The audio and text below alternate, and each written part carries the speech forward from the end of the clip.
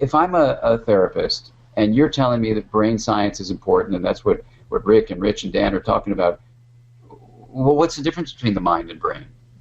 And this is where I want to appeal to all therapists listening to this, that what I'm about to say is really hard to grok, it's hard to grasp, it's hard for science to really get a handle on it, and it's really hard for practitioners to get a handle on it. But I think it's the only way for us as mental health practitioners to really embrace all of science, and including neuroscience, which is this, which is to say that the mind is not the brain. The mind is actually, besides subjective experience and consciousness, a third aspect of the mind is this emergent aspect of a complex system. And this aspect of the complex system that's emergent is called self-organization. And self-organization is a process that arises from interaction of elements of the system, and the system we're talking about is energy and information flow within us and between us. And when we realize that the mind is not just certainly in the skull, that's for sure, and it's not just limited to the skin, but the mind is both within the body, it's embodied, but it's also relational.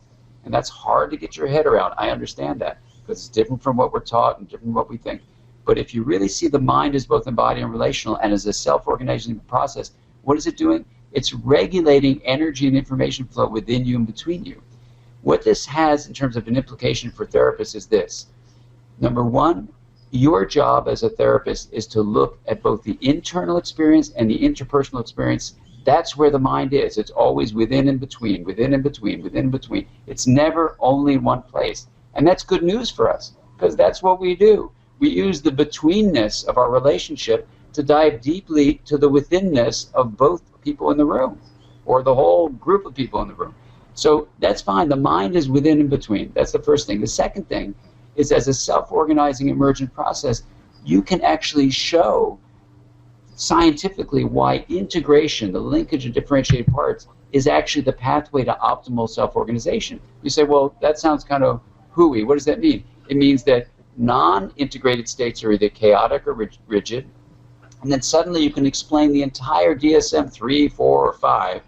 Every symptom of every syndrome in those books are examples of chaos rigidity. Then what you can do is you can predict that non-integrated brain states lead to psychopathology like schizophrenia, autism, manic depressive illness, or experientially derived problems like post-traumatic stress disorder or post-abuse situations. All of those, every single one without exception, is an example of the brain having impaired integration, whether it's from genetic causes, infectious causes, or separately, experiential causes. So the exciting thing for us as a mental health field is now we have a workable definition of the mind, we have a workable definition of health as integration, we can promote integration within and between, and the last thing I'll just say is that when you say it's a self-organizing process that's regulating, here's a very simple thing.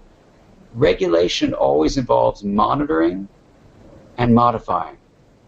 So our job, to be really, really, really practical about it, is to teach our clients, our patients, to monitor with more stability so that they can sense with more detail, depth, and focus energy and information flow within and between. That's the stabilizing part of monitoring.